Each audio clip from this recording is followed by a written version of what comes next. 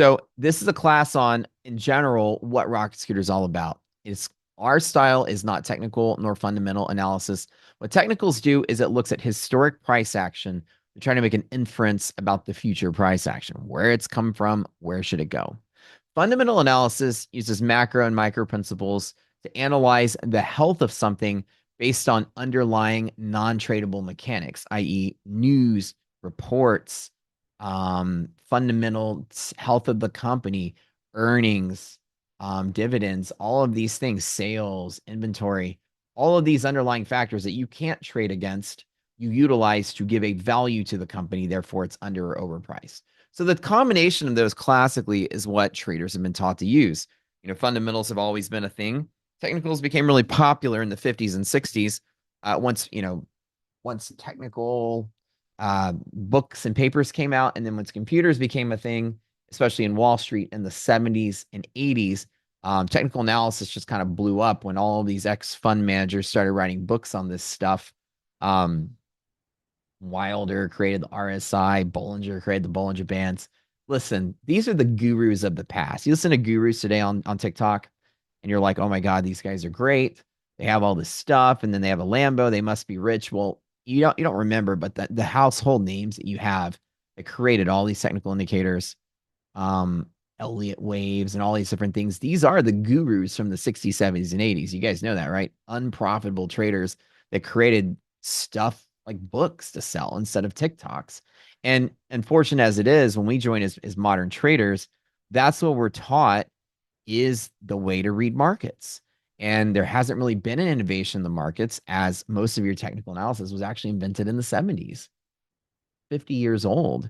And in the modern day, there's so much more information available that it's almost imperative to create something new. Now, the philosophy of technical analysis is that previous price action can dictate new price action. Therefore, you're implying that everybody is utilizing that to self-fulfill some kind of trading activity. However, as we found out over time, technical analysis has never predicted the stock market, neither has fundamentals. You always hear the bears complaining, we're trading 50 times, 25, 30 times over earnings. It's got to come down. Says who? It will go up as long as we keep buying that thing against the supply. And so, as you are working towards learning to become a better trader, the principles that you were taught are fundamentally flawed. And take it from me, a guy that you've watched trade, I do fairly well. There's a different kind of style that may be what you're looking for. So give it a shot. Positional risk is what we created. And positional risk is a very, very, very simple to understand philosophy. It's that if you can see where people are positioned in a position that expires in the future, then therefore you are sitting at a poker table with a bunch of poker players who now you can see their cards like the table's made of glass and you have a camera underneath it. We look at the active positions in Wall Street. It's not price action, it's options. Options allow, and I use options data to trade futures. You never thought you'd be able to do that.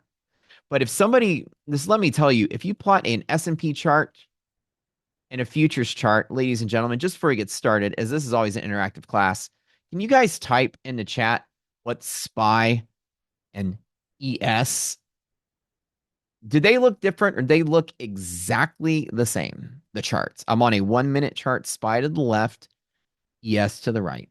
Are they different at all? They're the same. Neil said they're different. They're absolutely the same. They look exact, minus a tick or two, right? For the most part, you can put this one on top of this one and they look practically no different. Yeah, slightly different. The point of it is not, they are slightly different within a tolerance of a couple of percent, same minus retail gaps. But for the most part, the price action is the same. Not the amount, but the price action. When SPY pivots here, futures pivot there. When SPY dip buys there, futures dip buys there, et cetera, et cetera, et cetera, et cetera. Oh, we're all in agreement. In time, they are exactly the same. Every low, every high, every dip is at the exact same minute. And that's the agreeable part. Okay. That's really the takeaway. When one pivots, the other pivots. Okay. So when we get good visibility of S&P in general, we have two ways to look at it. We have a series of pivots in the equities market and a series of pivots in the futures market. In positional risk analysis, this was inspired upon me by a report called The Commitment of Traders. And if you're a futures trader, you've never used the Commitment of Traders, I will share it with you very briefly. The Commitment of Traders is by far one of the best tools you have that gives you a storybook about why the market's doing what it's doing. Now, again, we're going to spend a lot of time on this, but this is one of the neat things about, especially here, is there may be some things you never knew existed. All right. So over the history, right, of the S&P 500, which is what we're looking at, can I tell you something pretty cool that's going to blow your mind? Let me make this full screen before we get back to our charts. Did you know that this chart can predict market bottoms during a recession? Did you know that? These are active positions. Ignore the active commitment of traders. If you're using any one of them, you want something called the TFF or the FTR report.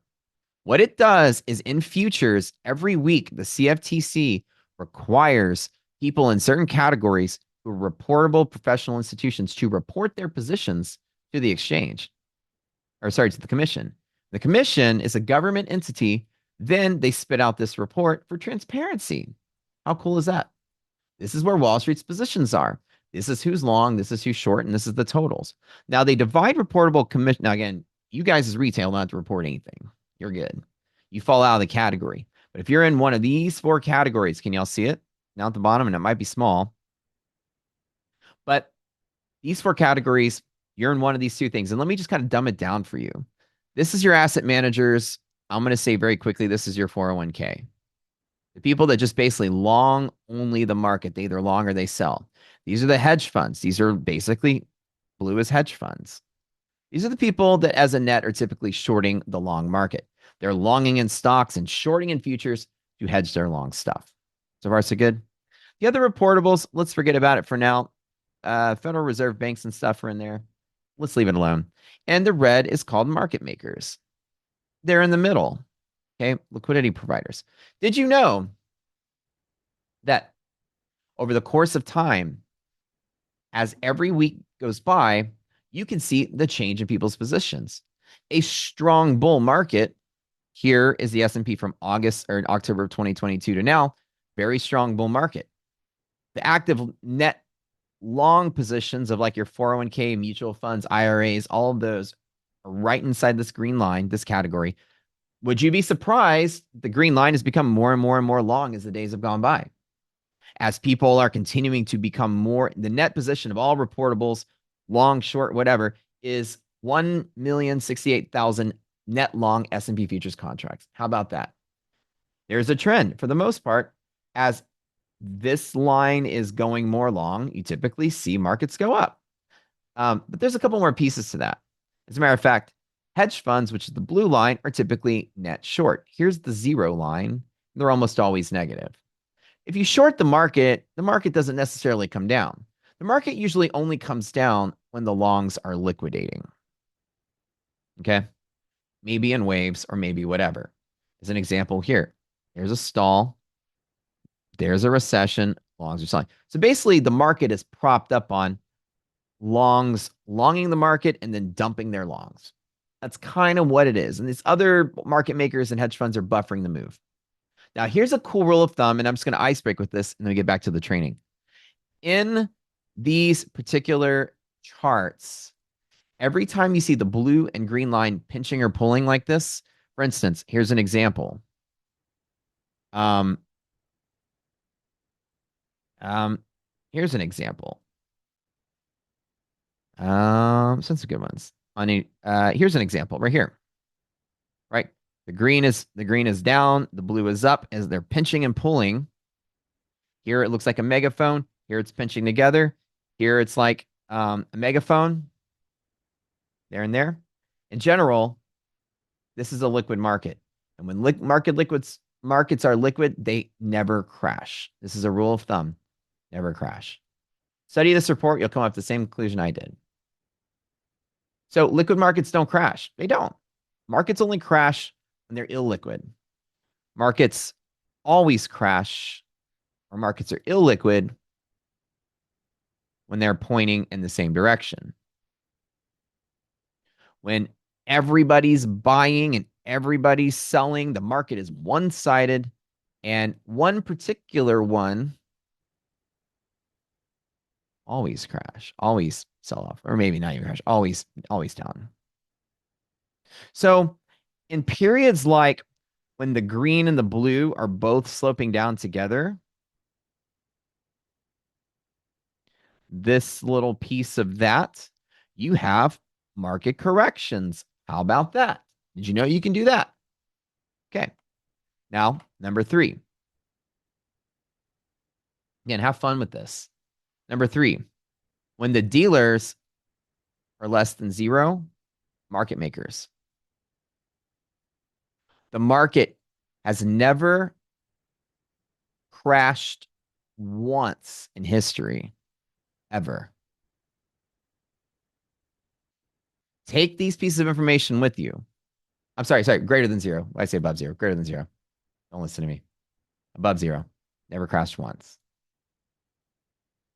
When this red line is above 0, the market stops selling and pivots. When this red line is above 0, market stops selling and pivots. When this red line is above 0, market stops selling and pivots. When this red line is above 0, market stops selling and pivots. And this goes all the way back to when this report was created in 2006. And the one time it was above 0, it actually stopped selling off and then pivoted. And then it only crashes when the dealers are not longing the market. When the market makers, the banks themselves, are net long the market, they do not crash the market under their own feet because they are the ones holding the bag. How cool is that? Now, and again, in our classes, our 20 classes are all like this. We show you things you never knew about the market. And all 20 classes are got mic drop moments like this. Never crashed once. You guys remember on my Twitter account, and we're going to train you on how to do the same exact thing. Okay. On my Twitter account, you guys remember my little bookmark thing I always like to show? I use this commitment traders not only to help pivot the market, but I use it to inspire myself to create something just like it. Now, let me open up this little chart again. I usually will take screenshots of my own tweets and tell you right here, October 17th, 2022, I called the end of the sell-off using that report. I have trained many trading educators out there on that report as well. I said, I'm calling the bottom for the year when everybody thought the market was going to crash. And in October of 2022, don't let me be the first to tell you that right here when the market pivoted, the dealers were positive. And people thought I was done. On all the podcasts I was invited to speak on, I was on a bunch of shows. I was on a bunch of podcasts. I was talking on the Streets podcast, Jim Cramer's company. I was talking in podcasts with all these fundamental folks that thought it was coming down. And I said, yeah, but the dealers are long the market. They never crash it. They've never once crashed under their own feet. Okay. When you look at something like this, do you guys generally feel like you have some kind of edge that maybe is worth exploring, right? These are the things that set us out apart from anyone else. Let me try to zoom in where it's easier. That set us apart from anyone else because our team that started Rockets here is a team of engineers. There's 3 of us when we were DTP back in the day. When this red line is above 0, the market has never crashed once. As the recession was happening, the moment that we popped above 0, I called for a 2-month bear market rally right here. Nailed it. Here's to a 2-month bear market rally. The dealers went positive. Everybody in Rocket Scooter was celebrating. Oh, we're about to have a bullish month. So right now the dealers are negative, which is normally part of a bull market, which is what you want to see. But when this red line is above 0, the market has never crashed once. And as the market was trying to sell off and double topping. It's going to crash. We're like, baby, I'm long in the fort. You may notice that in October of 2022, I have actually many videos on my YouTube channel of my 1500% in NVIDIA calls, my 2000% in QQQ calls, my 1200% in JP Morgan calls. I loaded up on calls right here. I even bought Apple after earnings, and each one of those trades was major, and I even documented the whole thing. I used only this report for that trade. Isn't that cool? Okay. So the idea that people can show you their positions, and it explains more of the market than the price action ever did. I'm not even looking at this chart. I'm looking at how people are betting on the stock market, and I'm betting around that. You notice how none of my analysis on these pivots has anything to do with what the price is doing beforehand. It means you don't need to look at price to understand how the market's going to go up. As a matter of fact, we can just look at what it's doing right now. In a typical bull market, you will see the green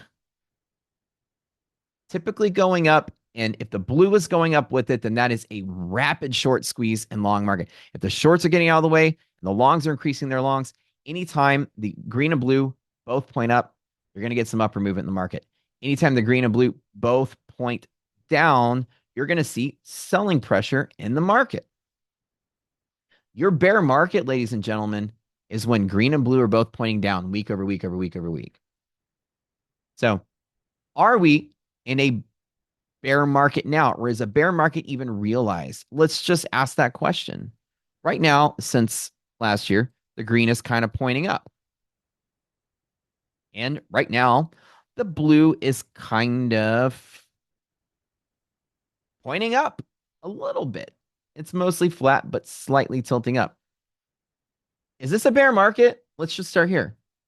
Yeah, and this is Commitment of Traders. There's a bunch of them. I like bar charts because super simple and easy to look at. But if the longs are becoming more long and the shorts are becoming less short, just in general, type in chat. Does this seem like the entirety of reportable positions in Wall Street are betting against this market? Is this market ready to dump right now?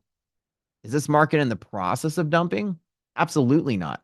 It is so strong you can't even fight against it, right? So why are the dealers negative, and is that going to crash the market? Well, markets finally only crash in a bubble when the dealers are negative, but they only crash under these circumstances when the dealers are negative and the longs are selling. When green is slipping down and red is slipping down, or red is less than zero, not just sloping down. That's your bear market scenario. Markets only crash when the dealers are not positive. Dealers are down here and the longs are selling. Markets coming off, longs are selling, dealers are less than zero. There's your sell-off market. That's it. That's it.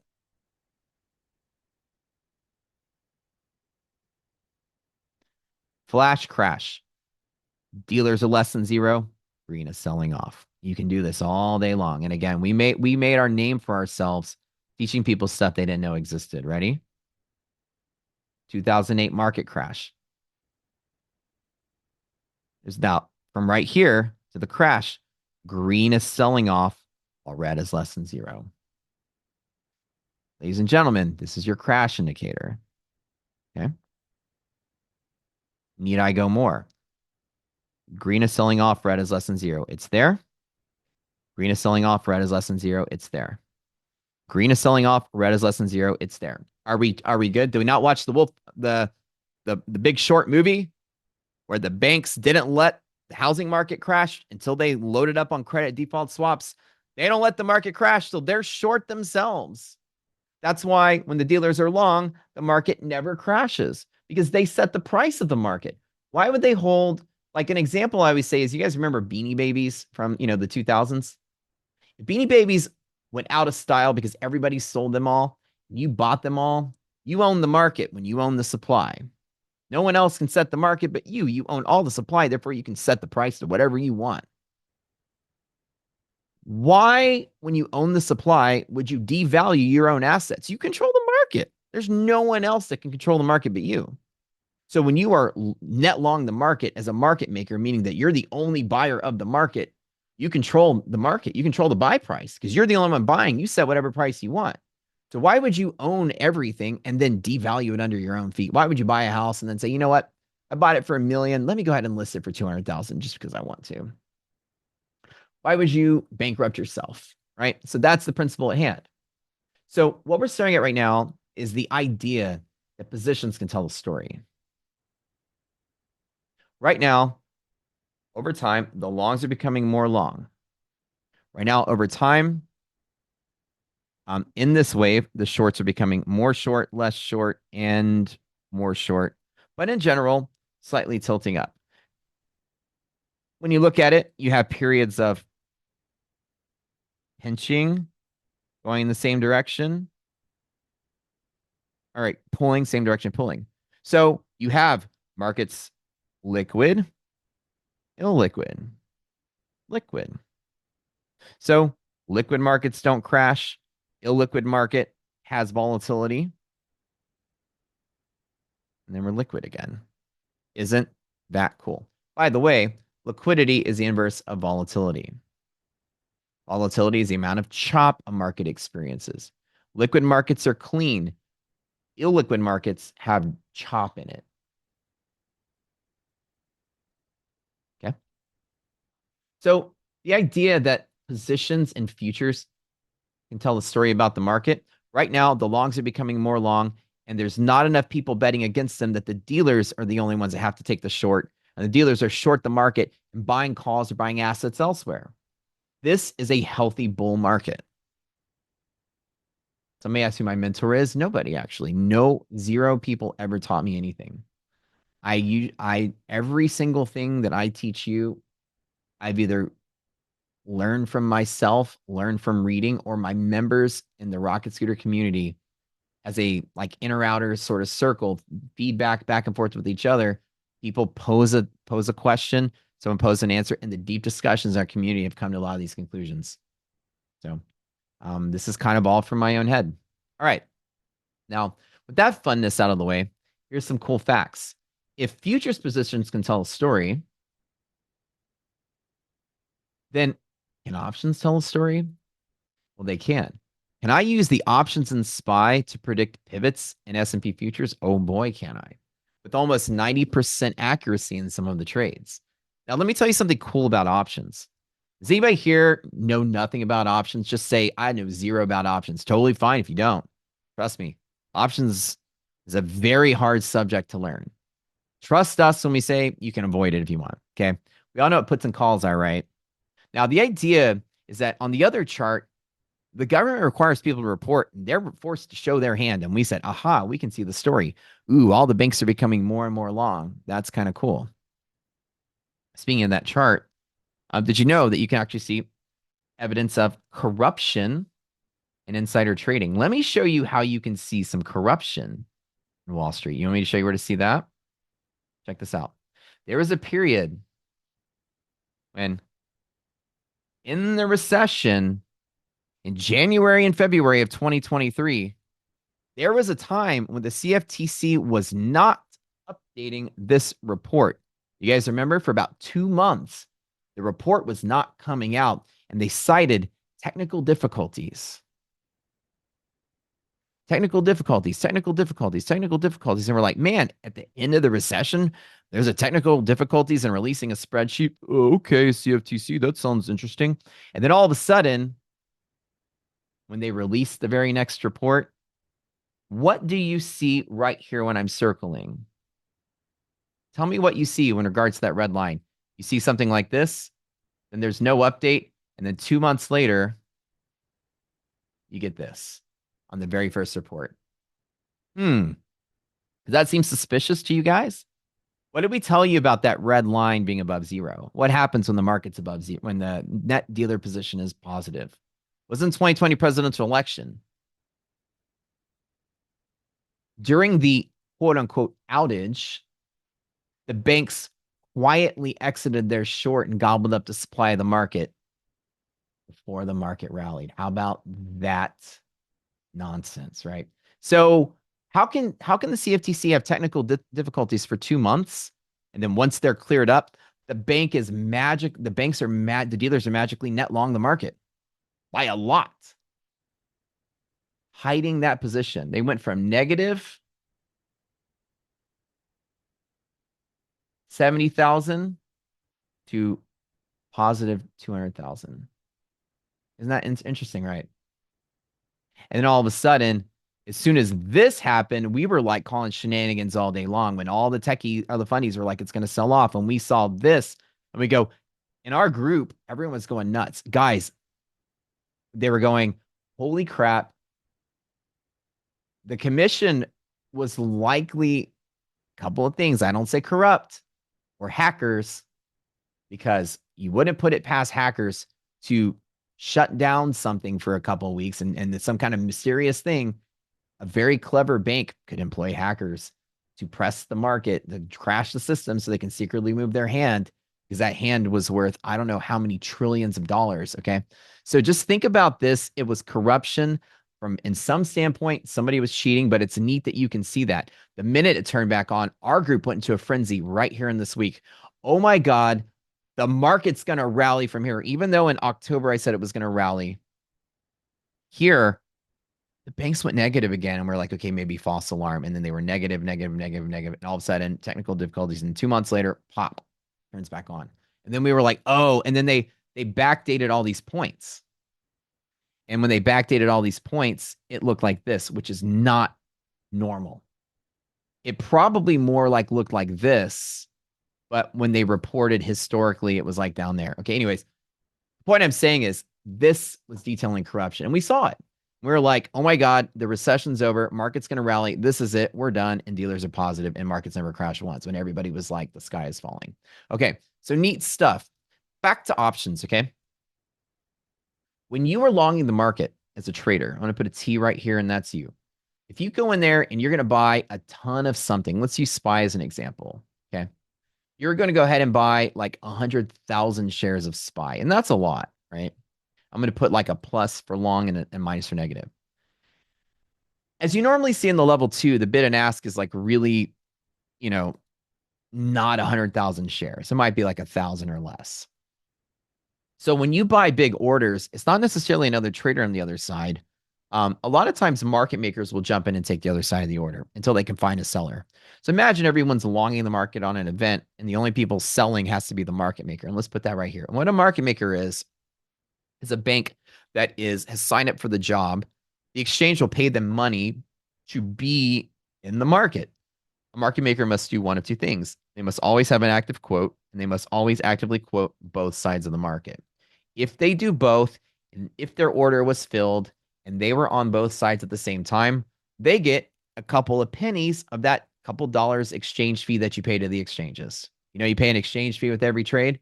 Well, they give a few pennies of that to the dealer. And as long as the dealer is on both sides of the market, grabbing orders and moving them around, they get free money, which is great. So anytime you go in with the big order, a dealer is like, okay, let me go ahead and take the other side of that trade. I'm going to short the other side of that. And because the market's going up, there's a lot of buyers and I'm shorting. I don't want to be upside down. If you remember the commitment of traders, the dealers are almost always short the market when it's going up. So how do they not go bankrupt? Well, it's because they're hedging their position calls or something else. Likely in that futures is the dealers are actually amassing the supply of stock or amassing calls to have the right to buy the stock, and they're long the market that way and using futures to hedge short.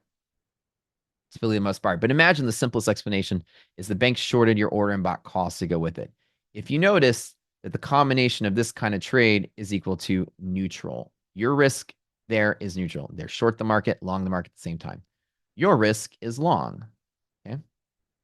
Now, on the other side of the coin, there's another market maker who who created those options. This is the market maker of the stock, and this is the market maker of the options. Another bank who is the one that sold those same amount of calls. They created the calls to sell to them. And so to avoid having their short risk on the market, is actually going to be short.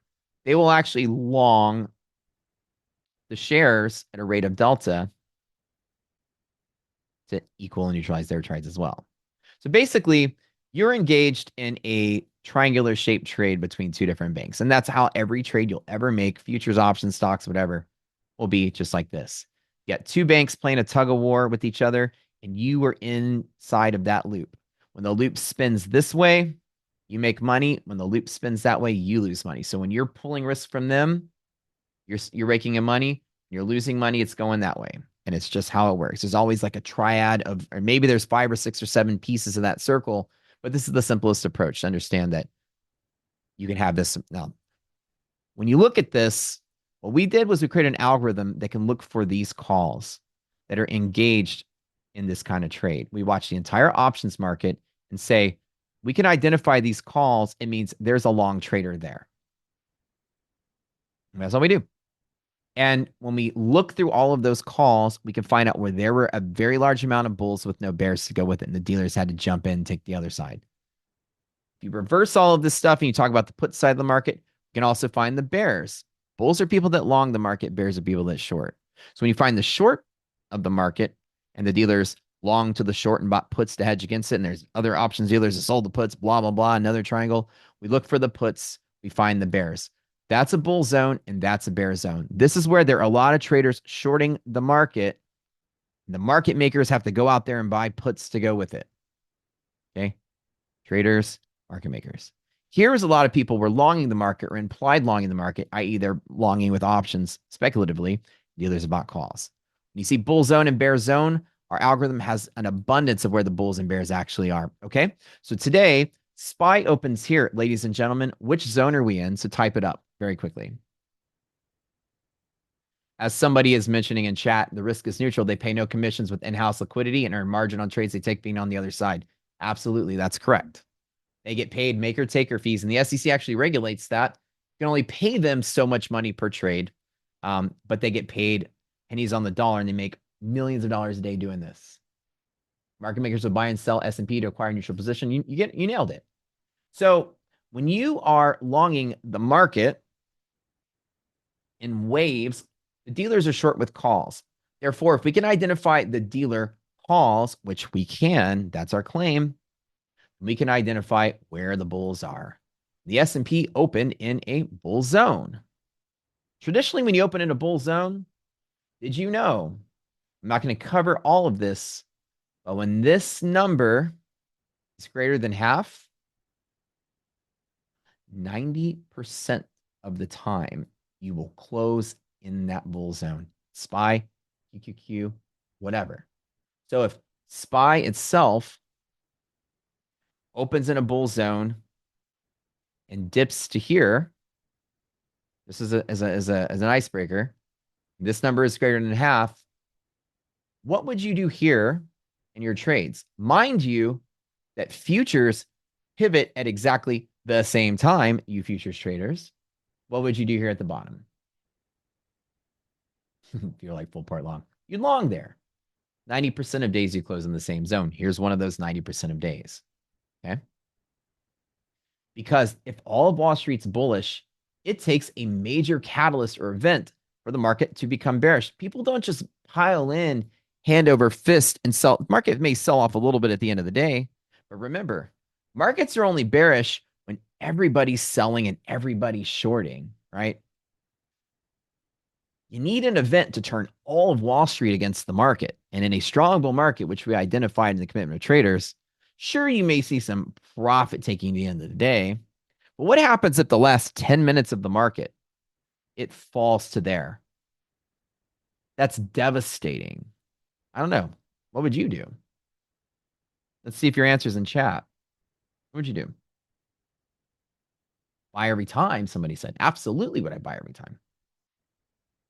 Unless there's a news event or something that changed the market dynamics, why would I come up with the idea that all of Wall Street collectively, without conspiring, decided that 4 p.m. Eastern and November 8th, which is a random Friday with nothing around it, decides to all sell all at the same time for no reason, when everybody is pretty much built up these massive long positions? Just coincidentally, everybody just came in and everyone on Wall Street changed their mind about the bull market at the same time? No, it never would happen that way. As long as there's no event or catalyst, as the market's trading up, you're just holding your breath, hoping that that happens so that you can buy the dip, right? So the philosophies of these kind of probabilistic approaches that positions can show you probabilities was something that let us dive into this. Now, again, somebody said, I'm an engineer. Yes, I am. So the data was very simple. Options tell you where people's risk is in the market. If I buy 100 calls at 600 SPY that expire next Friday, make 11:15, I guess, then I have just revealed, because this is visible to the entire world when I buy that trade, buy that thing. Everyone in the world knows that I am likely to be long 10,000 shares of SPY that I'm going to buy at 600 at some point before that date. I have announced to the world, hey, everybody, I'm buying SPY at 600 in the next 2 weeks, just letting you know I'm buying SPY. And when you write an algorithm that's listening to those megaphone announcements and you compile it all together, you now can see what everybody actually wants to do when you weigh out all that risk to balance out the time for now. We look at all the options that exist for all the things ever in SPY, Amazon, Microsoft, anything, and we balance all that risk to now, and now's time effect is built in, the volatility effect is built in. So now we can see where the sum of all the bulls and bears shouting to the megaphone, I want to buy here, I want to sell here by this date, this date, this date. And this is telling you the sum of what everyone's doing. Right now, it's telling you the sum of what everybody's doing is everybody on Wall Street is a bull at 595 between now and forever from now. 595 is the lowest low that the bulls are willing to buy at right now, which means at 597, 596 and a half, 596, 595 and a half, there are people that want to be long this thing at some point in the future. There are people waiting to buy this thing all through here. And this is the last place people are willing to buy. How do you know if the volume or open interest is buyers or sells? Somebody asked a question about that. You don't. We have an algorithm that tries to determine that from what we do. Open interest is reported once a day. Volume is reported in real time. For number one, that's an interesting question. Let me rephrase it for you, Neil. Every trade has a buyer or seller. So let me rephrase what you asked, because I know what you asked. Every trade, somebody sold and somebody bought. So what you mean to say is it a buy to the bid or sell to the ask? Was the option created or destroyed? That's what you're trying to ask. And you don't know that. However, we've written an algorithm called the dynamic hedge pressure model, which is these lines over here, which is attempting to guess the real-time open interest based on that particular principle. We try to make an assumption if it was a buy or a sell, buy to ask, sell to bid. We go that far. So I'll get to that later if you want to stick around. Okay. So in general, I'm going to teach you that the principles of if we can find some options, we can find some risk. These blue and orange lines that you'll see, and again, liquidity map is going to show you where the flow is likely to go. If you know you're in the bull zone typically has support, and we do a little line right there. 90% of days will close above there. If you add up all the different supports and resistance we have, you create something called a liquidity map, which is the likely odds of this market going somewhere. The way you decipher this is that this black dot is the open, this blue is the support. If you break the blue, it falls to orange. This is basically what this means. And if you open and support at the open, it'll trade up to next resistance, which was today. We open price, like SPY open here, supported at the open. We long the next resistance. You guys remember me longing S&P futures and holding on to it all day? You guys remember that? That's the trade 1A trade on liquidity map. Now, again, these things aren't flawless. The market is random and we'll do random things. But the probabilities are very high that certain things happen. And I'll take the bet here. And I make sure that if I know that I'm wrong the trade, I'm going to stop out and set my risk and reward plan according to that. So let me make this slightly bigger so it's easier to see. Now I proved that they pivot at the same time. So let's go ahead and just make this full screen so it's easier to see. The map lets me know where the possible flow path is. And let me explain hedge pressure really quick. If the bull and bear zone, if you guys remember the triangle, you, market maker, market maker.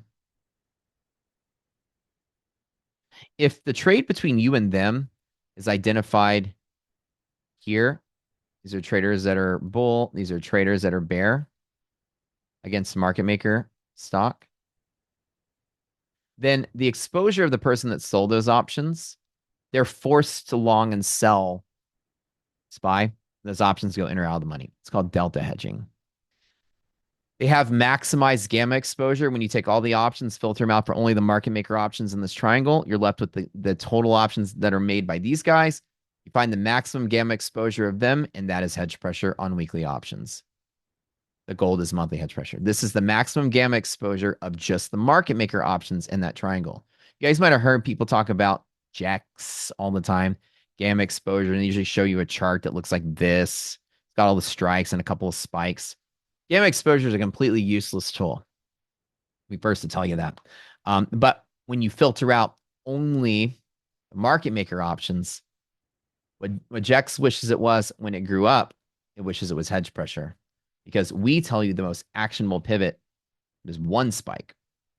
The highest volume will be. When you touch either hedge pressure or a bull zone or bear zone boundary, it is 100%, I repeat, 100% chance you will see a surge of volume at those 4 points. And I could pick any stock, anything, and I can show it to you. If you guys don't believe me, type some random stocks in chat. Let me show you what 100% looks like. And nobody in technical analysis ever claims something works 100% of the time. We can predict volume 100% of the time, only if there's options. So random stock, as long as there's options. Don't give me a penny stock that doesn't have options though, Neil. Penny stocks don't have options. So give me a real stock, you guys. Type in 5 stocks. I'll just show them quick. Tesla. When you touch hedge pressure, when you touch monthly hedge pressure, when you touch bull zone boundary and bear zone boundary, 100% of the time you will find volume. And when you find volume, you can find traders, which means the only thing you care about is where you long here or here or here or here. Everything else doesn't matter. As a matter of fact, Tesla, when it broke into a bull zone right here, the volume was greater than the open. All right, we're 1 for 1 for the 100%. Let's find Lululemon. I actually got to go there today because I'm going to a themed party. It's pickleball and there's a costume. I have to real certain colors. I can run Lululemon. As a matter of fact, when you touch anything such as hedge pressure, you will see a volume spike every single time when you interact with it. Now again, Lululemon, as you're approaching hedge pressure, you see a burp of volume. As you touch hedge pressure, there's a volume spike. Now again, it's being, let me go ahead and scoot this off because that's kind of shrinking the whole chart. But inarguably, we are 2 for 2, ladies and gentlemen. There's your volume spike. Which one? NVIDIA. Do you believe me now? This is the maximum delta hedging of market makers, i.e. predictable high volume. Liquidity maps print at 9:30 in the morning and they stay there all day. I'll stop whenever you're convinced. Just tell me when you're convinced and I will stop. 100%. We have the next best thing in Wall Street. We have created a paradigm shift. I've found traders. Okay. Are you convinced? You need me to do some more. Tell me you're good. 100%. When you touch a bull zone, bear zone, hedge pressure, or monthly, 100% of the time, there will be volume. We have found where the market makers have maximum delta hedging. Okay, Google. I'll do one more because I'm going to keep. You guys are typing tickers. Without fail, when you touch hedge pressure, you will see volume, especially when you break it, interact with it. Here's the opening volume. Google started to spike all over again. Now, a lot of times it's masked into that first opening candle because there's always high volume. We can see relative to the rest of the day, the interacting with Google had slightly higher volume than the rest of the day's trading. Again, hedge pressure is predictable volume. Okay. Resilience is a whole nother indicator. It predicts if the gap will fill on SPY and QQQ. We have 15 different indicators. They all predict volume or they all predict flow. Okay. So back to SPY and QQQ. Are we good? Are we on the same page here? So the idea is that whenever you're trading, how do you know what matters, right? Well, if we know that there are bulls here and there's a lot of them, again, when you touch it, there will be high volume, as you see right there. Let me go ahead and make this bigger. So what we decided to do was use the positions of the market in the hedging. Remember, hedging is those market makers that are wanting to trade or wanting to be neutral are forced to buy and sell to maintain neutrality. As the markets move up and down, they got to buy and sell the stuff to stay neutral because that's how options work. Just trust me on that. Options, risk and valuation changes to maintain a delta hedge portfolio. They will have to buy and sell it. If the price goes up, they have to buy if they sold calls. Price goes down, they have to short if they sold puts. Just trust me on that. So Forced hand buying and selling takes place at hedge pressure. You can predict market maker volume every single time. This is maximum flipping exposure. As you touch the bull zone, you can see some spikes there. Again, this spike is making it hard to see, but inarguably, those 4 pivots I told you about are where the dealers are forced to trade in the market right here. You will see that hedging start to pick up around these boundaries. You will see it start to pick up around these boundaries. And you remember on my stream today, how many times did I make that trade? I'm about to show you the principle why positional risk is the future. How many times did I make this trade today? Like 3 or 4 times, right? Because there's volume here and there's volume there. Do you notice that I didn't try it along in the middle? It dipped to here, I bought. It got to there, I sold. Do you understand that all I'm doing is trading where the traders are going to be and just betting that it goes from one volume point to the other? Does everybody know what a volume profile looks like? It usually is on the side of your chart like this. And it shows you where volume hot spots were in previous days. Guys, you know what this is? This is predicting tomorrow's volume profile today. If this does not blow your mind, let me say it again. Volume profile shows you where people were trading yesterday. At 9:30, I can tell you where people will be trading today before it happens. There will be volume here. There will be volume there. These are tomorrow's high volume nodes, guys. So this is what we've created. We predict volume profile the day before it happens. So I know where traders are likely to be, and I trade off of. So tomorrow, people are going to be, this is the high volume node, and that's a high volume. Yeah, well, we knew it yesterday morning, right? On Monday, we knew this Friday morning. So what we decided to do was use options to predict tomorrow's volume profile. Welcome to Rocket Scooter, okay? This is exactly what we set out to do, is to find clever approaches that are modern to the market using the data available to us now to create something different. It doesn't matter if I'm right or wrong on the pivot, but I know if there's a 100% chance there's going to be some volume there and it's likely dealers and traders, I'm going to trade where the traders are going to be. Now, there are some stats to some of these setups that are really good, but if I can identify that there's going to be traders somewhere, why would I buy anywhere else? I need a bulk of people to come up behind me to trade. I'm going to try to find where the volume is. And so when you do a volume profile tomorrow, you see how there's a lot of accumulative volume here, an accumulative volume there, an accumulative volume here at the spike, and there's a lot of volume spikes here. And when you tap this, there's a lot of volume spike here and a lot of volume spike here. You're going to run your volume profile tomorrow, and it's going to look a lot like this. Like that. And then tomorrow you're going to wake up and go, oh, there's some high volume nodes. Let me trade there and trade there. No, God, that was yesterday's volume. So the idea is, you want an edge? This is what our goal is as a group. And it's not just me coming up with stuff here. We have kind of collected the best, like thinkers, traders, engineers, coders, hackers, crackers, you name it, that all come together and they're like, we love looking at data. Let's pull some data together and work. As a matter of fact, our current indicator we're working on right now is team effort. Everything we do is a team effort. We have lots of eyes on this, and we're always trying to come up with the next coolest exploit. Something cool. It's an exploit. It's using something cleverly to our advantage. I'm no longer using technical analysis. I'm just using where volume is going to be. So all of our indicators are cool. Somebody says predictive volume profile is brilliant. Somebody said bullseye. Believe it or not, every one of our indicators is equally as cool.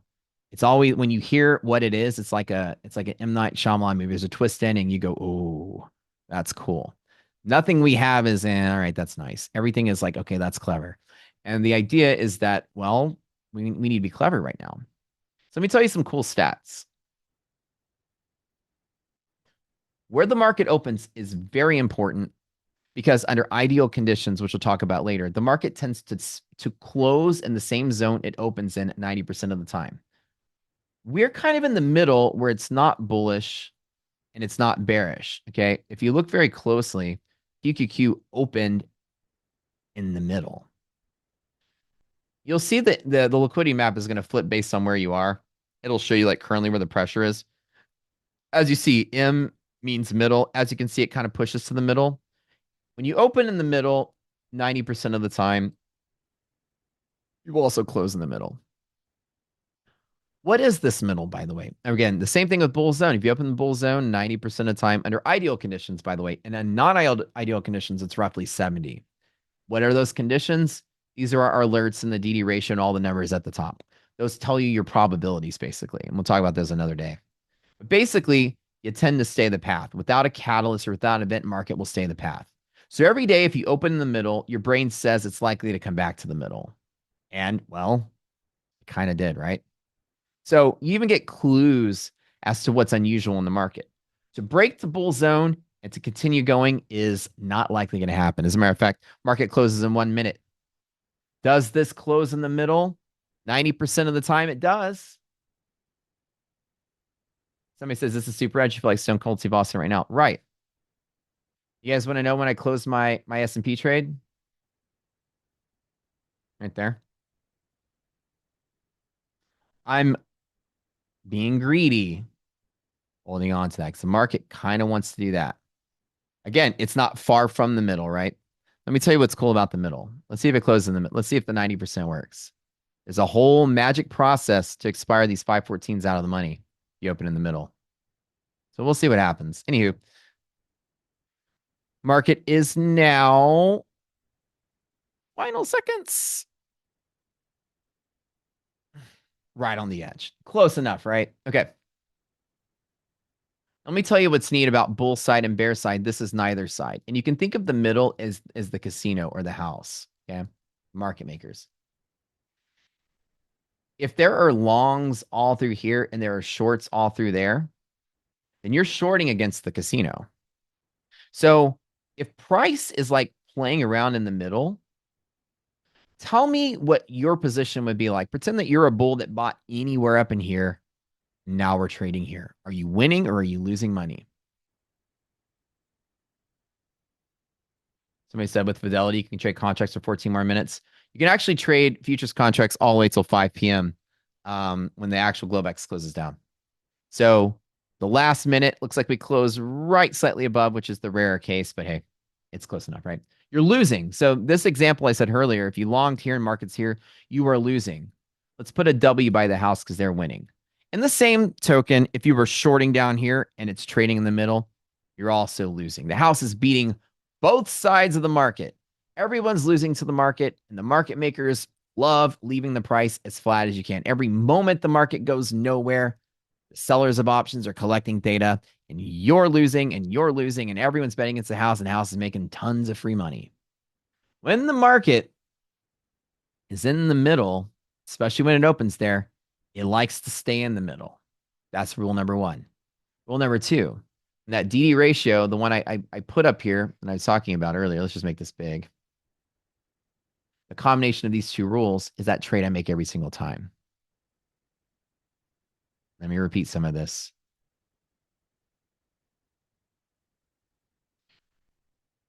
When the market opens in the middle, the dealers don't want to reward either side. This is called a liquidity pocket, where there are buyers and sellers spread out. And in the exact middle is the closest proximity of buyers and sellers. That is the definition of liquidity. When a buyer, liquidity is the maximization of trading activity. The more liquid the market is, two things happen. Either A, the frequency of trades goes up, the number of trades per minute, or B, the price difference between buyer and seller is minimized. So an example of a liquid market is a house. If I bought a house for $1 million and I want to now sell it for $1.5 million, other people may just want to buy it for $1 million. Price is really far away, and you're not going to really find a buyer at your price. And therefore, there's an illiquid market. I can't find buyers at this price, so it's illiquid. If somebody says, "Hey, man, this house," this other side of the coin is, "Hey, this is $100 million house, but you can get it for 300,000, and it needs like 400,000 worth of work, but you can flip it for $1 million, and you make your money back in 10 years." Okay, but I won't get the trade until 10 years. So it's kind of too far out for my investment. There's a time value to liquidity as well. So in general, liquidity is when people want to buy something very quickly at an agreeable price. Buyers and sellers are close together. And in the middle, the buyers and sellers are the closest together. Liquid markets do not what? Let's repeat. How many people learned something today? From earlier in the class, liquid markets do not what? Type it really quick. They do not crash. They never crash. You open in the middle. Did this market crash today? You're not going to see that happen too often. Rule number 2. So rule number 1 is liquid markets don't crash. That's rule number 1. Rule number 2 is the top of the bear zone is predictable high volume. There are traders longing there. Rule number 3, not going to go into what this is actually doing, but this is another cool indicator that tells you the probability of this move going to there from the middle. This is a bull bear bias in a way. Anything greater than half is bullish. Anything less than half is bearish. This is an aggregate of what the stocks are doing. It's a whole cool class on this. When you take our courses, remember, the course is only $20 as of this time. This may not be available if you're watching this video in the future. As of Black Friday right now, you can take all the courses for $20. Dirt cheap for now, for this week. If you're a membership here, you get all the courses as part of your membership. Okay, so this ratio tells me that 90% of the time, when you touch here, it will go to there. That's what that ratio tells me. So number 3, not only do I have high volume here, liquid markets don't crash. Number 3, 90% chance we go to bull zone. This has become one of my favorite trades to take here. And you saw me take that 3 times today. Each one of our trade setups are as complex as this, but they're delivered to you simply. The idea is that as the market's trying to sell off, it's not crashing for some reason. As a matter of fact, every time it dips, I'm buying, and it dips, and I'm buying, and it dips, and I'm buying. Because when you stack all 3 of those together, does that look like great odds to you? As Tarun said, losing price attracts to the middle, hence sideways. There you go. You nailed it. So like liquid markets don't like to break out to go one way or the other. Remember, a bull break or a bear break is one-sided buying. It's illiquid to go rally up or illiquid to sell off. So liquid markets tend to just kind of float towards the direction of this indicator. So when you see this ratio greater than half and the market is in the middle, all you tell yourself is it's just going to slowly drift up. I'm going to scalp it the whole way up. That's one of our principles here. That's one of a handful of indicators or trade setups that we do have. The liquidity map has a bunch of them here. And each time the algorithm will show you where's the probability or where's the probable setup to look for. A lot of them are very different. Any questions so far? So like what we train you on is basically like where high volume pivots are, how to act, how to trade around. Now, my trades today, they're pretty easy. A couple of times you saw me do this. Like I longed right here. I closed out right there. I longed right here. I longed again right there. I closed out some of it right there. I closed out the other half of it right there. Somebody asked with this, why I did this has a lot to do with this indicator as well. This white line is a predictor of flow from the middle of that box. This is if the gap's going to fill or not. If the white line is less than 0, then the middle is resistance to the box. When this white line is greater than 0, then it wants to be up here more often than it doesn't. This is the sum of the 100 stocks in the NASDAQ filling gaps or not filling gaps. So if the S&P has gapped up or gapped down, or QQQ has gapped up or gapped down, futures are going to trade to fill the gap. I'm going to use resilience as an indicator to tell me what happens in this box underneath that. So if you guys know that this is a very high probable trade, if this number is greater than 0, then I also have this pressure to go with it. It's a totally separate pressure to go with it. Yeah, thanks for coming up, Mike. So this is not lagging, by the way. This updates once a second. And it's just a general gauge from the middle. When you are at this white line, you look at this and it can give you some insight as what the market's going to do. Now, it's not 100% predicted, but it is an early warning sign to go against the market. See, QQQ can trade independently of the NASDAQ if it wants to. Futures and QQQ can go up even if the stocks are selling off. They do trade independently. Over time, they're going to come to meet each other in the middle. But sometimes you will see in normal rational markets that the stocks will lead first. This resilience is a leading indicator. Now, anytime it's bouncing around zero or close to zero, which it is, we kind of assume that it's likely to turn bullish rather than turn bearish. But as you see, it wasn't really strongly bullish all day. It's kind of like negative, positive, negative, positive. So while you did get a breakout, you didn't really get a strong bull move today. The opposite is true with the S&P. The S&P was positive all day long. If I put SPY up front and center, you'll see the difference. As a matter of fact, resilience is predicting what the gap is going to do for that. So there's a couple of things. We give you cheat sheets for all of this.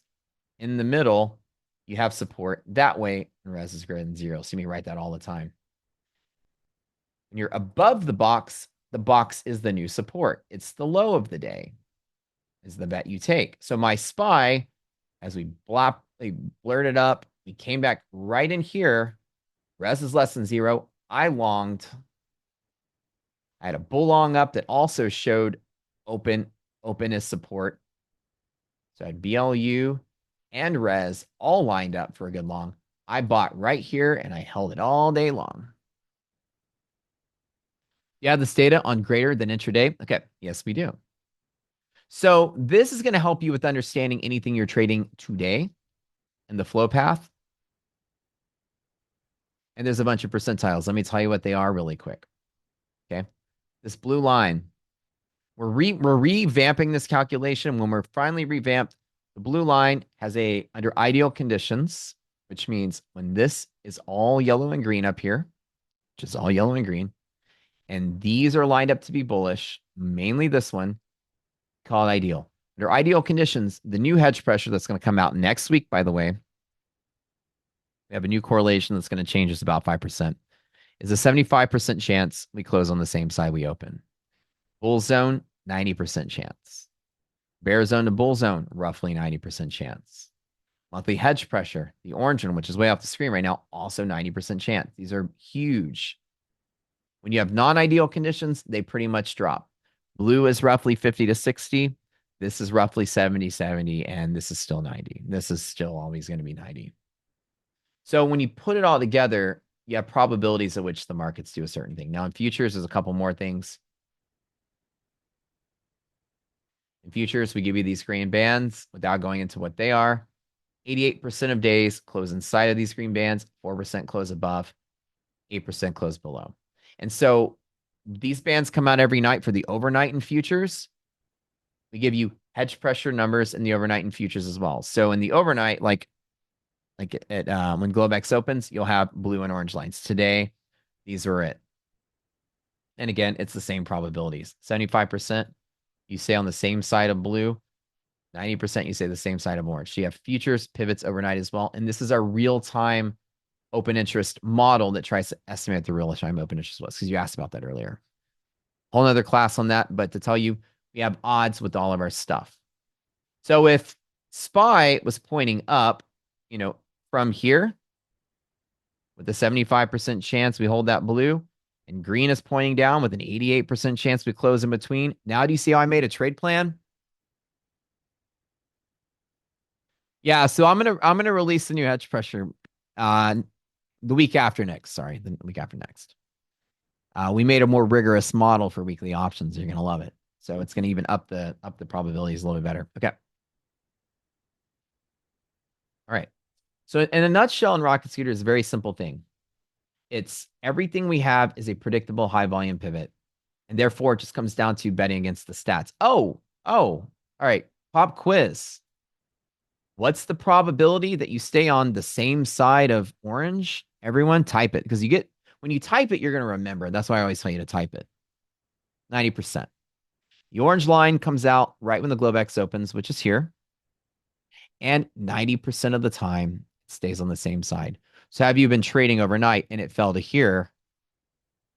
That's a long setup there. Again, 90%. If you break through monthly hedge pressure, that's when the market starts crashing. It's unusual to create those kind of effects. So we have some rules here. When you break hedge pressure on the other side, you get out of the way quick. Matter of fact, did you know that penny stocks, if they did have options, when that happens, is what causes your penny stocks to go from like, $1 to $20. Monthly gamma squeezes. This is the perfect indicator for gamma squeezes. And even if your $20 stock starts that just blasts it up, falls below MHP, and that's how you know your GameStop is about to collapse and be done. So MHP is a gauge for gamma squeezes, which is what causes those things to begin with.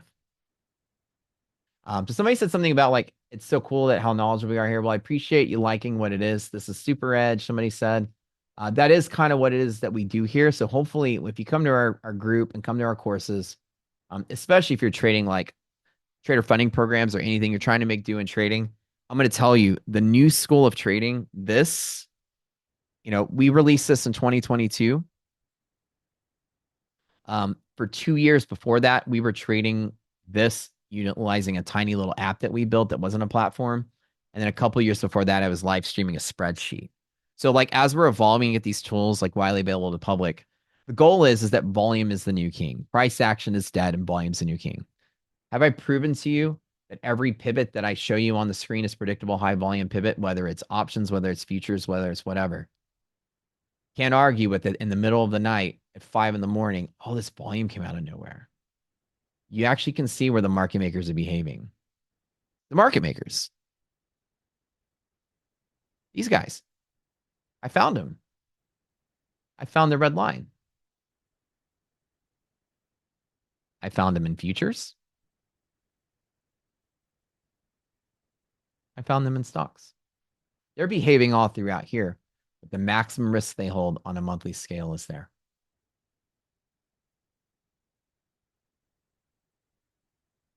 If you're trading above this orange line on SPY or QQQ, you're pretty much bullish for the month. If you're trading below here, you're bearish for the month. The difference between a bull and bear market, you will open on this side, and a bear market, you will open on this side in a bull market. Another tool to let you know what kind of market we have. Don't see this and say, oh man, it's got to crash. It's gone up, it's come down. I see this and go, well, it's still going up. And as this orange line gets closer and closer, when you break through the orange line, and you go, aha, that's the moment. When this ratio is less than half, you go, aha, that's the moment. As a matter of fact, I've done, aha, that's the moment so many times in my career. Aha, that's the moment.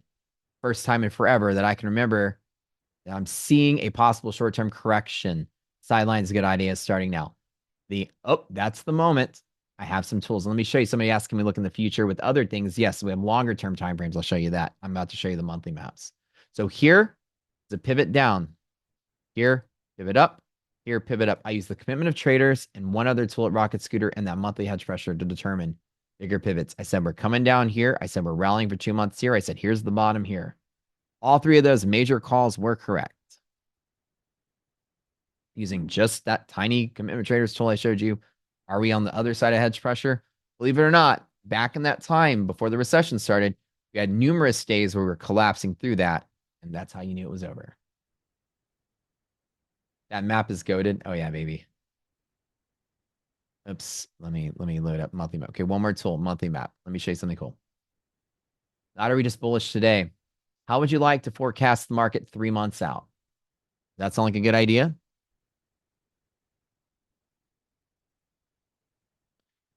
Instead of taking what you normally see as your liquidity map, which is all options spring compressed to like right now and adjusted for the time effect of how far they're out. When you instead daisy chain the maps, as in this is that day's expiration, and this is that day's expiration, and this is that day's expiration, and you run the liquidity map calculation for each particular day for on that day, distance from here to here, i.e. this day is 2 months out, adjust for all of that, then you can create a mapped out risk plan of how the positions are changing over time. This idea is our next brilliant piece of work. Now I can tell you how the market is likely to move over the next 3 months. Remember the commitment of traders? It tells you the history of how positions have changed over time. We make inferences, bull, bear, whatever market. How would you like to use options to forecast this 3 months out? Does that sound good? That's what that does. The monthly map draws the next 3 months of the commitment of traders using options. So imagine how powerful this is. In hindsight, it just tells a story. Oh, I guess we're bullish and we're bearish. Cool. How would you like to see the future? This thing in our monthly maps, 3 months out. What it does is it uses, since as we've told you before, futures pivot up, stocks pivot up, and options pivot. They all move up at the same time. Well, if you can determine how the options are moving over time, you can determine how the futures are likely to move over time. And every day we get a printout of this. What the monthly maps will do for you guys, you follow this checklist, it'll tell you what's happening. Okay. Again, this is a very cool thing we created. Right now, this is SPY or QQQ. And over time, QQQ is here. This is January the 17th. Checklist 1, 2, 3, and 4. At this price, it is in a, remember, bull zone is dark gray in our color scheme and bear zone is light gray. This is bullish, bullish, bullish, bullish, bullish, bullish, bullish through January. Y'all agree? If price is in a bull zone over time or a bear zone over time, what kind of market are we in? Guys, bull zone over time, what kind of market are we in? Let's write some just plain English right here. 2 options, here or here. Bull zone over time, what kind of market are we in? I'm circling it. Bull market. Not only is it a bull market, but it's a bull market until January 17th. You can literally write it like this. Bull market through Jan 17th. At 5:14. Thursday. Yeah, good job. Okay. So 5:14 is bullish through January. This is a bullish level. This is not a high. This is not a pivot. The tops do not matter in the bull zone. The bear zone bottoms do not matter. All that matters is the interface here, where the liquidity is. You guys remember liquidity maps in between the zones? What matters is where the liquidity is. Okay. Rule of thumb. If the liquidity, okay, remember, right? Question, liquid markets do not what? Write it again. I'm gonna make you write it so you remember it.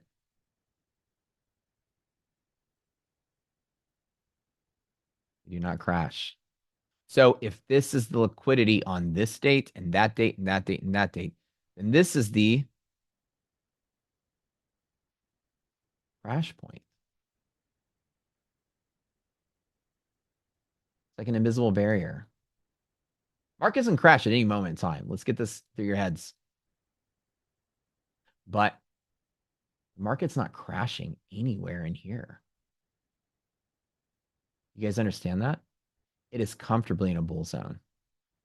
So far away from crashing that your brain should never say because it's high, it's going to crash. No, no, no, no. You'll see a crash coming from a mile away. These are your crash points when you're trading below liquidity. So if liquid markets do not crash, then your liquidity is your barrier to crashing. Bull markets stay bullish, and I talk about that in the very first of these 20 days lessons.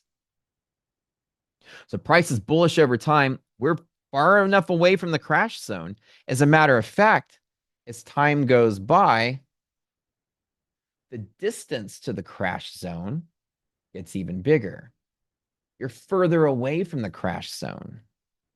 Because of that, number 2 tells you if the bottom of the bull zone is sloping down, or i.e. your liquidity points are at a lower price, it means the markets have support even further over time. So when the bull side is sloping down like this, your liquidity points are sloping down. Then that tells you what the bulls are even longing more over time. Not only is it bullish through January, but between now and January, there's going to be even more bulls stepping in. Enter the commitment of traders one more time. More bulls stepping in over the next 3 months. Well, actually, sure there. Pretty cool, right? We've now forecast the next 3 months of the commitment of traders. You're welcome. Aha. I live trade on Zoom in the mornings, and we do coaching in the afternoon. Yes. Do you guys see that? We use options to forecast that little tool right there. Okay. Number 2, not only are there bulls, but there's more bulls. And let me explain this in a way that might be how to understand that. An easier way. Let me move this. So right here, the market were to fall really heavily to bull zone. Do you guys remember from earlier? What's the probability under ideal conditions that we buy at a bull zone? You remember? Type it so you don't forget. 90%. So if the bull zone support is here this week, and then the bull zone support is here next week, it means between now and December, people are willing to buy an even deeper dip. There are bulls that don't want to be bullish until December, and they're willing to be bullish much lower. So you have hidden bulls waiting for further out in time for bigger dips to buy, but they're there because their options tells you that they're there. So if there are bulls willing to buy at a lower price further in time, you get further and further away from the crash point because you have more bulls longing the freaking market underneath you. So that's showing that there are more bulls just waiting as time goes by, more bulls over time. Okay. Now let's do a little side note here. Is that it's not just a straight line down. You have more bulls over time, less bulls over time. More bulls over time, less bulls over time. More bulls over time in general, and then it kind of slips up here. Right? So as you have more and more bulls, less bulls, more bulls, less bulls, well, that's kind of normal too, because people are going to be taking profit along the way. More bulls, less bulls, more bulls, less bulls, more bulls. It's like that. Okay. So while it's becoming deeper and deeper and deeper bullish, the actual movement of the market, just the bull side alone, is likely to be like rally with profit taking and rally with some profit taking and rally some profit taking, inverse to the way the bull zone is drawn. Flip this on its head, and you probably get what the market's likely to look like as the options are painting that picture for you. Okay. So next step is the bear zone, and it's just equal and opposite in analysis point to the bull zone. We're looking where those liquidity points are, and if the bear zone is sloping down, which it kind of is, then bears are exiting positions, which means not only are you bullish at 514? There's more bulls buying all the dips, but the bears, the people that are short the market, are fleeing the market, i.e., bears are exiting positions. Bears fleeing. If you're a bear and you're trying to get out of the market as fast as you can, then every time the market dips, you're going to be covering shorts, bringing it right back up, aren't you? Which means that markets are going to have a hard time selling off because the bears want to get out of the way as fast as possible. Let me go ahead and bring you back to today's liquidity map. Every time QQQ dipped, it popped right back up because you know why? Bears are fleeing on every dip, covering shorts. While there is some longs taking profit, the bears are getting out of the way at the same time. There's your liquidity. Anybody selling to take profit, you got buyers willing to buy. You have bulls want to buy, you have bears want to buy. Everyone wants to buy. So liquid markets don't crash. And if everybody wants to buy, doubly, the market doesn't crash. Okay. So that's kind of what monthly maps let you know, is that more bulls over time, bears fleeing over time. And the final piece of analysis is the volatility. Remember, I told you at the start of this class, is that liquidity is equal to the inverse of volatility. The more liquid a market is, the tighter this distance, the less volatile, the less Ving between the bull and bear zone. The bigger the market, the bigger the V. Remember, we take this trade every single time, right? So part 4 of the monthly map can forecast where volatility is going to be months in advance.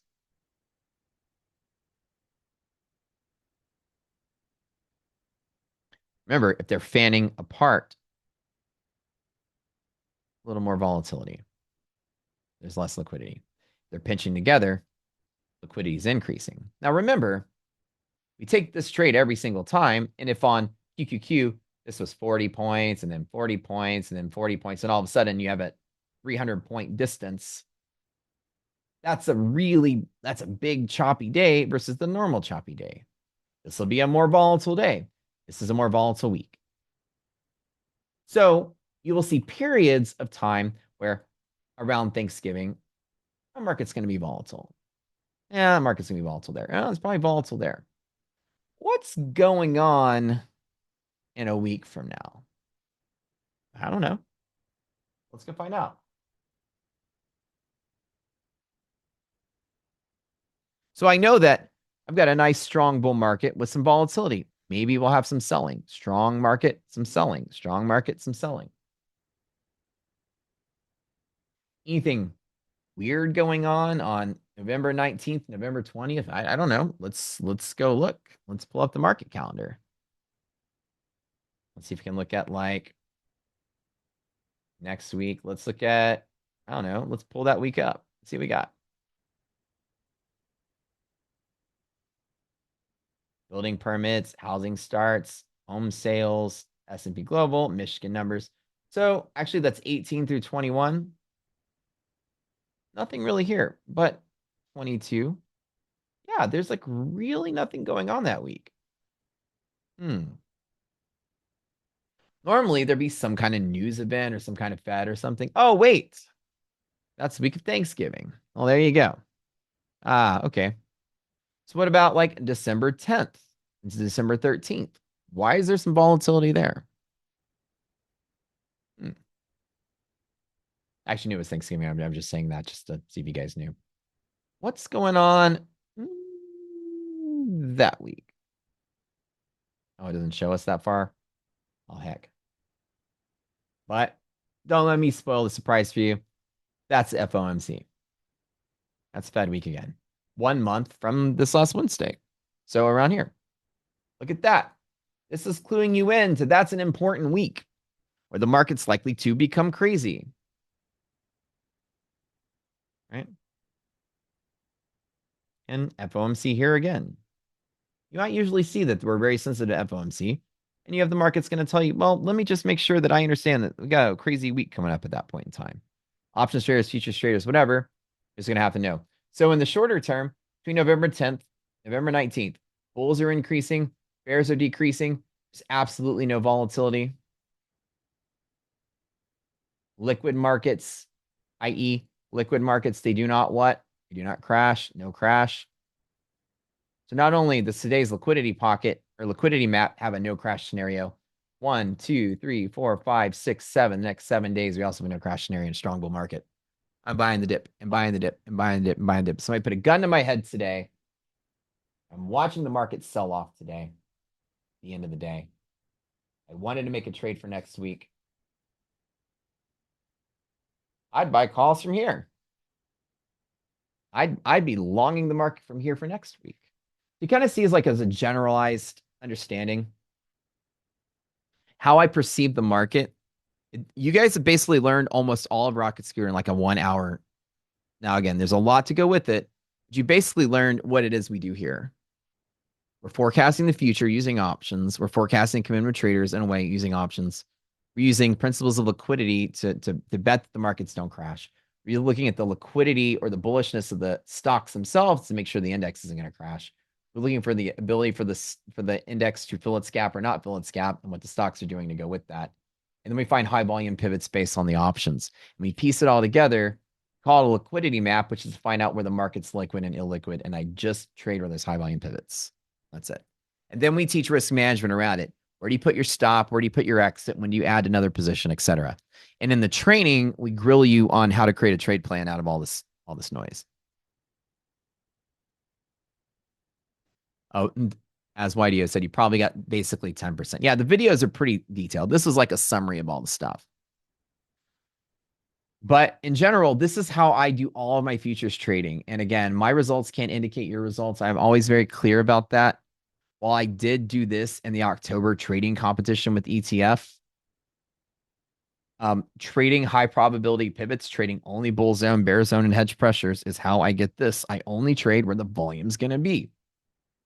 The probabilities of the 88% and the 70% and the 90% and cutting quick when I'm wrong is how I maintain this. And this is what you need to do when you're doing trader funding programs. You need to understand this is your most important stats. Run up to drawdown ratio. For as much as you go up, you can't take a certain amount of drawdown or trailing drawdown or else you're going to lose. This ratio needs to be really good. Mine was 5-1 in the contest. Hold on.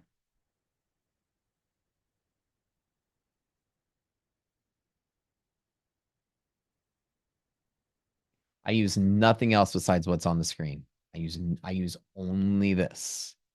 That is it. I've used only this for years now. And everybody in our group uses only this. The majority of people in the Zoom call are our own members. And that's pretty much, I don't know if they use only this, but most of them do. So I don't use technical indicators anymore. I never change the time frame of the chart anymore. The chart doesn't even matter. As a matter of fact, I don't even need the candles. I just need the numbers. I'm longing at 595. I'm 5.5. I'm stopping at 5 wherever here. I'm stopping here 10 points below. Get 20 points stop. All I need to do is know where to enter. And I don't actually even look at the chart for the most part. Only to get to my exit target or wherever it is. Yeah. This is a custom version of TradingView. As a matter of fact, this is. We are official TradingView licensees. We actually pay TradingView to license their chart so that we can have her inside of our own charts. So we built our own trading platform, but to skip a step, instead of just building the graphical part of charts from scratch with all this stuff, TradingView sells a really nice kit that you can just use their charting to build your infrastructure in. So like our indicators are calculated. The heck did I just pick? Our indicators are calculated on a server, broadcast to the platform, and we just use TradingView's display. It's just a display. So we're like TradingView on crack with enhanced stuff. So basically everything TradingView has in its charting, we have, but our tools are built inside of our own version of TradingView. Yeah. So we have a special custom version that we built off of their white label. Okay, so any questions you have about this? This was like the summary of what it is we do here and how we made what we made.